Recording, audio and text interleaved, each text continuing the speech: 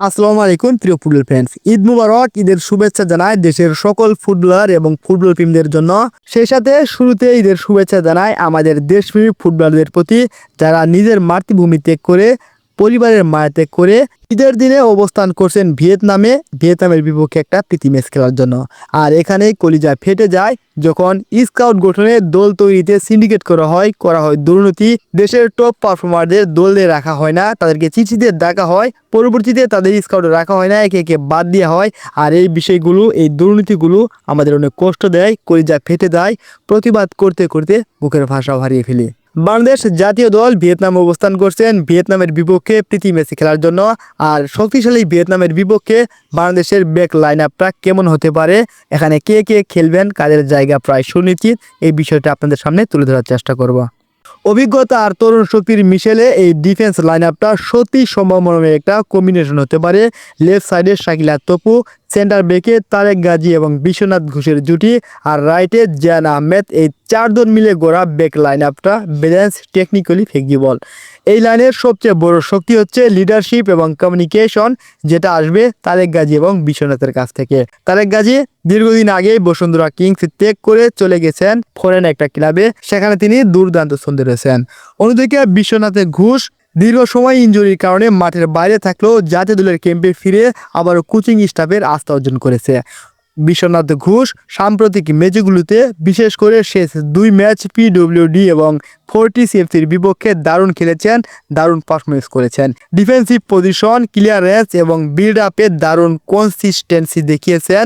ফলে এই দুইজন প্লেয়ার মিলে ব্যাক লাইন আপে সংগঠিত রাখতে পারবে বাংলাদেশ।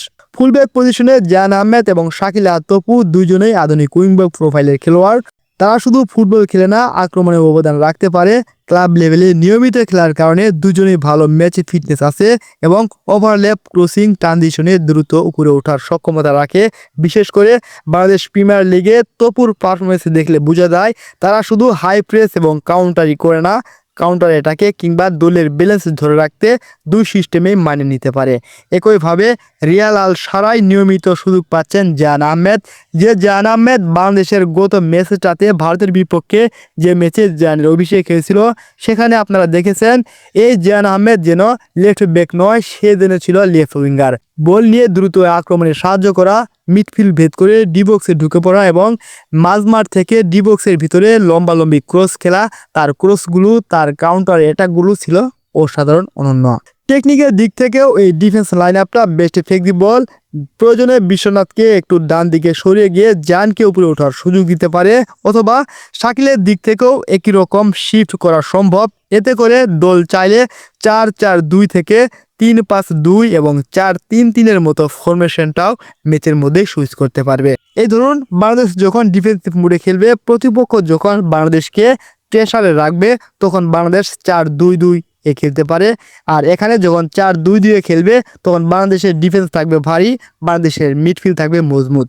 আর যখন বাংলাদেশ প্রতিপক্ষকে চাপে রাখতে চাইবে, তখন 3-5-2 ফরমেশন করতে পারবে। কেননা বাংলাদেশ যদি 3-5-2 ফরমেশনে যায়, তখন মাঝমাঠের শক্তি বৃদ্ধি পাবে, বাংলাদেশ চাইলেই গুছিয়ে একটা আক্রমণ সাজাতে পারবে। আর এছাড়াও বাংলাদেশের যখন আক্রমণ করবে এবং আক্রমণ ঠেকাবে, এই সিচুয়েশনে 4-3-3 মতো ফরমেশন ম্যাচের মধ্যেই সুইচ করতে পারবে। অর্থাৎ এক কথায় আমরা বলতে পারি 4-4-2 থেকে 3-5-2 অথবা 4-3-3 মতো এই তিনটা ফরমেশন ম্যাচের মধ্যেই সুইচ করে খেলতে পারবে।